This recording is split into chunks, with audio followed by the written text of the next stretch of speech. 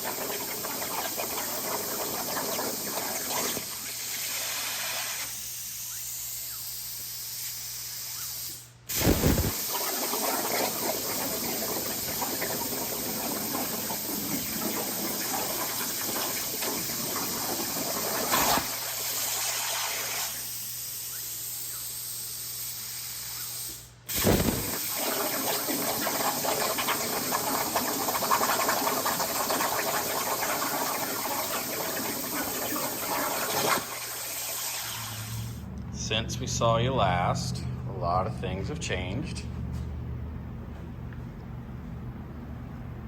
Main thing being, we got the front half of the buggy here painted with Steel It. Firewall forward is pretty much done. The only thing left to do is some hood pins and some limit straps, but we'll do the limit straps after the drive shafts are made, so we can make sure we're setting them right in case the drive shaft's binding. We can prevent that from happening. The hood got cut down.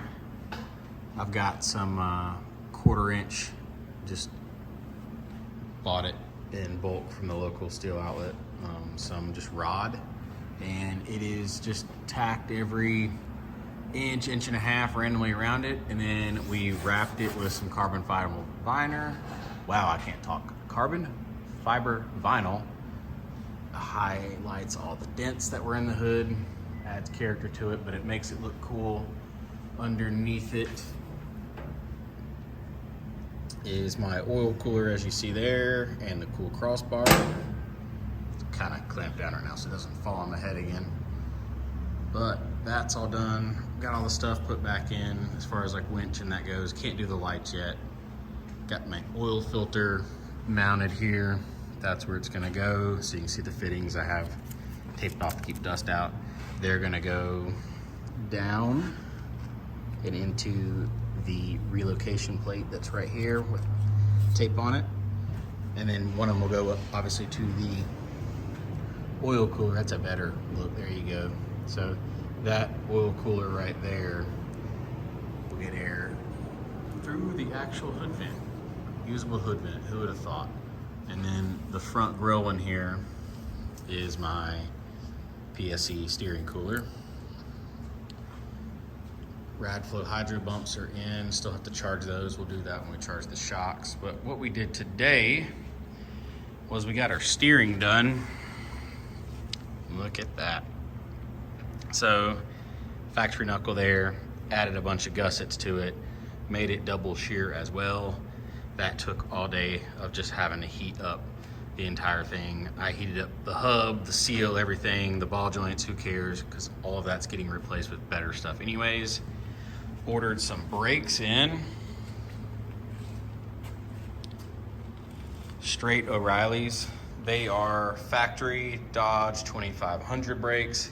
They're only 2 pistons, but the pistons are the size of soda cans, so I think we'll be all right. I would turn it right now, but I'm kind of setting up steering, and it worked out perfectly. I got super lucky here when the, let's see if I can find it, when the steering bump hits there, that bolt is an 1/8 inch from hitting that caliper when the calipers slid all the way over. So got super lucky there, otherwise we've been figuring out something.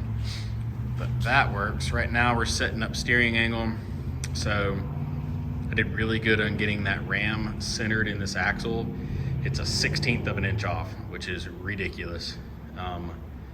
And then now I'm setting toe with a tape measure so I can get these two rods made. And right now I'm kind of fighting. This one wants to be a 1/16 of an inch longer than this one. Or wait, got that backwards. That one wants to be a 1/16 longer than this one, which is not a big deal because they are adjustable, but I'm a little perfectionist, so kind of want to get that right. 1/16 of an inch on these is actually nothing, so I think I'm just gonna give up for the night and cut them in the morning and tack those on, and steering should be, quote, done, minus a lot of plumbing. And then I think Thursday, gonna come in, finish weld all of the bump pads for the bump stops, get the coilover mounts welded in, and then we're gonna make another plate up here that comes around and boxes this guy in, and that'll be good. And we should be good, but yeah, the welds came out good on this. It took a lot of preheating, but fully boxed, double shear steering now. It's awesome. Yeah, I'm really, really happy with that. But on to the Hilux. Well, this first. Guy said he was coming this morning to buy this thing. Typical Facebook people. He never showed up. Never messaged, nothing. So this is still for sale. This was Jill's old project that I solid axle swapped her 94. There you go, quick view of that. All right, back to Hilux. Nothing's happening with the front end. Jen did me a solid favor today, and she got some work done to it this afternoon after all the customers were done. She added that missing bump stop for me, so now we have bump stops on both sides.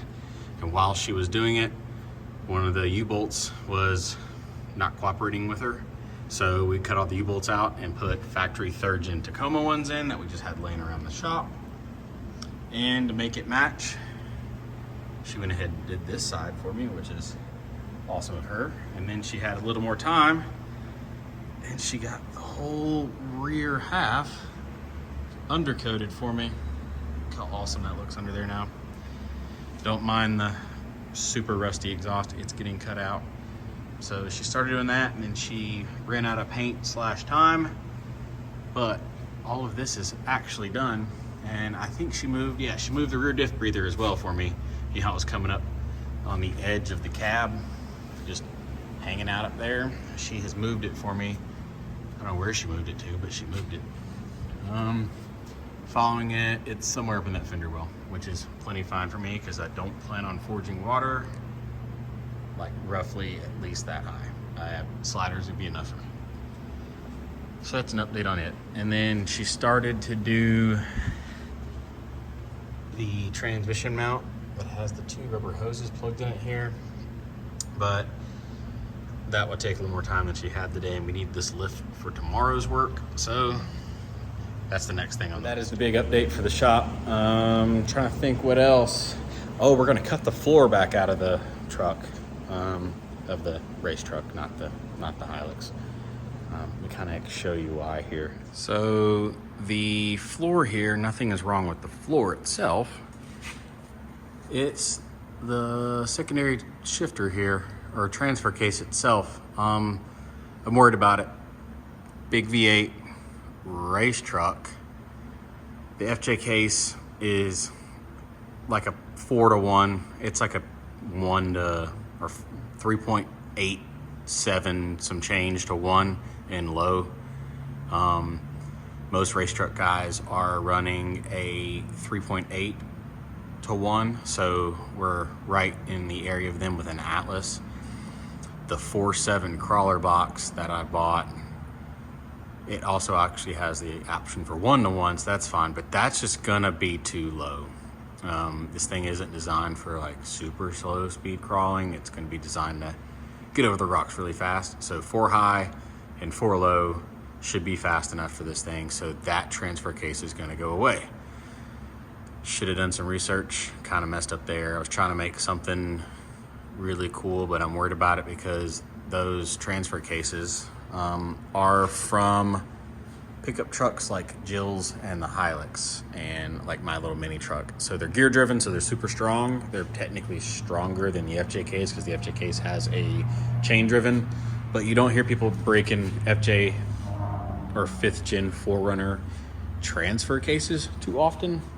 So while it is the weak link of this entire system, because 1-ton axles front and rear, not breaking those rears. The fronts I'm going to upgrade to chromolyes. Drive shafts are way overdone with U-joints and all that. The FJ case is technically the weak point of the entire system, and I'm kind of worried about the crawler box as well because it's going to be more high-speed truck, especially when you're racing, and that crawl box only holds like 1.5 quarts of fluid or something low like that. So I was looking at having to do like an additional cooler to get more capacity, and it's way overcomplicated, and that is not what you want when you're making a race truck. It is complication. So the FJ case is staying. It's getting pushed back forward. The mini truck reduction box is going away. Don't know what I'm doing with it. Kind of kicking around the idea of putting it in my 4Runner, my 5th gen, because that'd be really cool to have a crawler box in that thing. Plus I got no other use for it. I don't have any other trucks laying around, so if I have it, why not put it? And it's kind of bolted in. I got to cut some center console, some floor, but at this point of that truck, who cares? I'm honestly like contemplating solid axle this coming winter anyways, so yeah. But get that done. As far as unbolting all of this floorboard stuff, and then which means this top piece has to be remade. And these floors, I kind of ran into another issue. Like the passenger seat here is kind of like the perfect example. Let me walk around the living room. So the seat is bolted in place on cross members that we made a long time ago.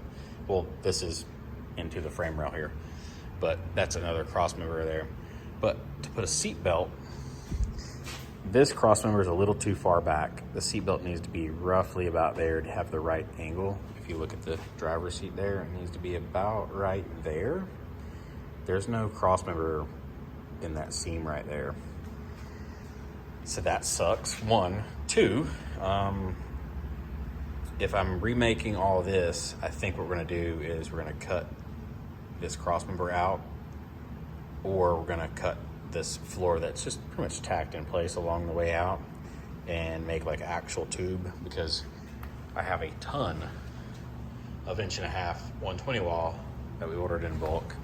So I'll probably get rid of all this stuff that we made, which sucks, but we'll take the whole floor out minus the front. We'll leave this front cross member because that's kind of getting to our floor space and it works with the transmission. It's also tied into the lower transmission mount. So we'll leave that one, but we'll cut this one out here. That's the plan anyways.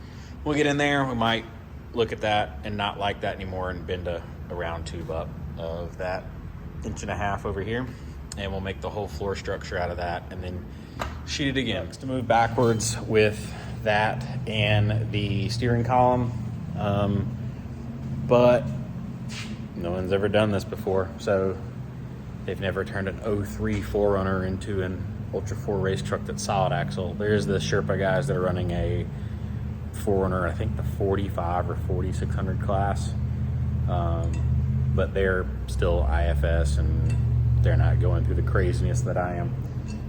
But yeah, it sucks because we spent like a good 3-4 days on that floor getting it right, and then probably a day and a half on the steering. But still got to cut that thing out too. So plan for now is, like I said, front's done.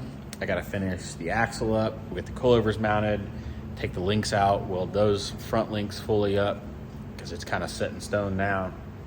And then we'll roll this thing out, flip it around backwards and back it in, and then I'll finish up the rear.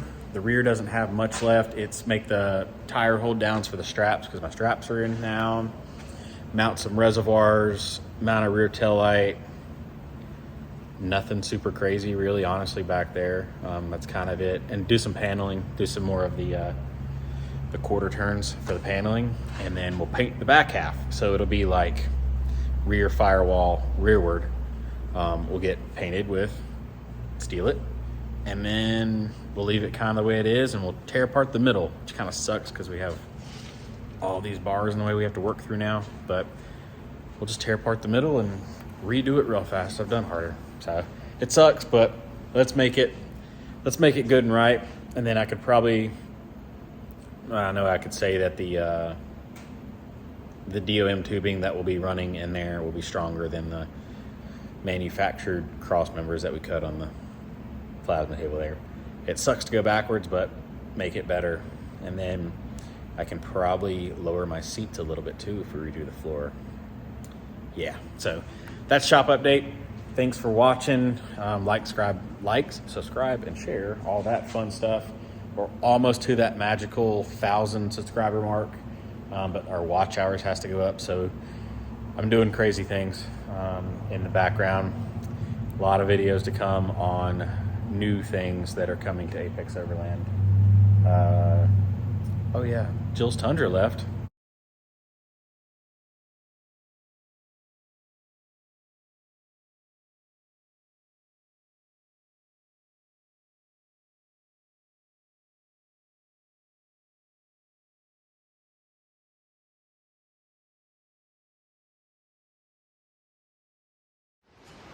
All right, there you go.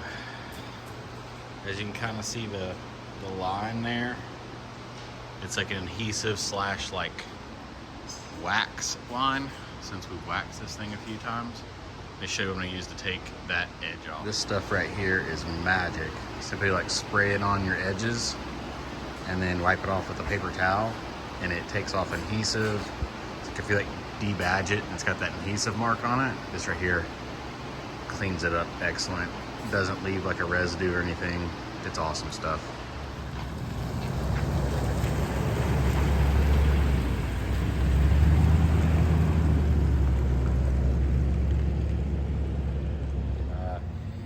Sold that thing, traded into a dealership. They offered us something we couldn't refuse for it, so we kind of stripped it down, and it's gone. So I have a Go Fast camper sitting on the floor. If you have a Crew Max 100 and you want a Go Fast camper, we'll sell it to you. So, all right, I'm out of here. It's super late. Bye, guys.